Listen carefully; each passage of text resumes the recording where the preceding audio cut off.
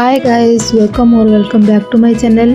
नमस्कार, जय जगन्नाथ। आशा करें आपण मैंने समस्ते भलरे थे। किछि दिन हबणी मो निज ऑफिस काम पर्सनल काम ता सहित बुलाबुली करिकी एडिटिंग करने पे जमा भी टाइम पाउनी, से आपण मानक पई लॉन्ग वीडियो आसी पाउनी। तो ये जो वीडियोटा आपण माने देखुचंती एटा पूरा कंपाइलेशन 7-8 दिन माने यही 7-8 दिन भितर मुझे जुआड़े बुली एटा आपण मानक देखौची। तो ये जो फर्स्ट वीडियोटा देखुचंती एटा होची गोटे कार एग्जीबिशन को मु जाइथिली पाखापाखि हेगलाणी 7-8 दिन तले जाइथिली।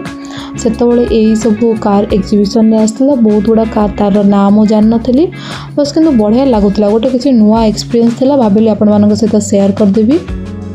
यही सब कार गुड़ार बाइक गुड़ाकर मो ना गुड़ाक जमा भी जान नथली। आपण माने जदि जानिचंती ताले मते कमेंट करके जणांतु को कार सब ना गुड़ाक जानिचंती आ ता प्राइस केते कौन रेंज भितर आसुची आपण मानक को कार आ बाइक सब भल लगुची ता भी कमेंट करके जणांतु।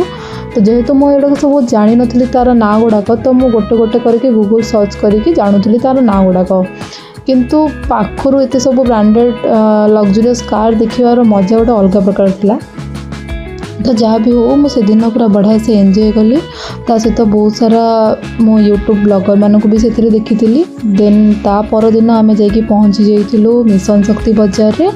यहाँ पाखापाखि बोधे मो गणेश पूजा दिन जाइली कि गणेश पूजा पर दिन जाइली, जहाँ कहतु आर गोटे चार्म गोटे अलग थिला। माने तार भितर आपने टिके परमिशन नहीं जाए फोटोशूट करने पूर्व, एमती आपण अलाउ करें से आपण मानक फोटोशूट करने। आठी सब जिनस गुड़ाक अफोर्डेबल प्राइस रे थिला। तो सहित माने गोटे आई कैचिंग जो जिनस पत्र जमी मिलेनी सबू सेठी थिला। ता सहित ये पाट शाढ़ी ये सब शो पीस आपण मैंने से आनीपारे। यही जोटा देखुंत यहाँ पूरा तालपत्र होता आ प्राइस थिला 8000 भाया। माने पूरा सूक्ष्म कारुकार्य जो कहते से सूक्ष्म कारुकार्यटा आधे होता। देन ता नेक्स्ट इवनिंग रे आमे जाइथिलु महात्मा गांधी पार्क आमर एग्जीबिशन ग्राउंड पाखर अच्छी। आपन जदि केतबेले एग्जीबिशन ग्राउंड को जाउचंती तो एमती बस बुलिया पई रेस्ट करिया पई हो कि छुआ मानक सहित होची छुआ मानक पई खेलिया पई भी एठी भलो अछि। चिल्ड्रंस पार्क गोटे अछि साइड रे, सेठी आपन खेली परिबे। आउ एठिकार सबुठारु ई पार्क रो विशेषत्व होची एठी माने जो एते उंचार तिरंगा पताका हमर अछि। आउ संध्या बेलू को गले तो आपण माने पूरा मस्त पवन सहित तिरंगार माने ये जो पूरा तिरंगा जो लहर की जो उड़े सेटा आपण देखिपारे। आउ जदि दिन रे भी जाउचंती ताले दिन रे भी बढ़िया लगे। दिन रे फोटोशूट करने पे बढ़िया जगह अच्छी।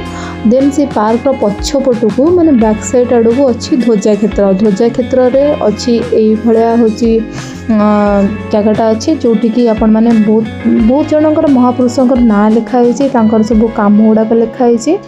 आउ आपन देखिपारे। एठी भी आपन फोटोशूट करें।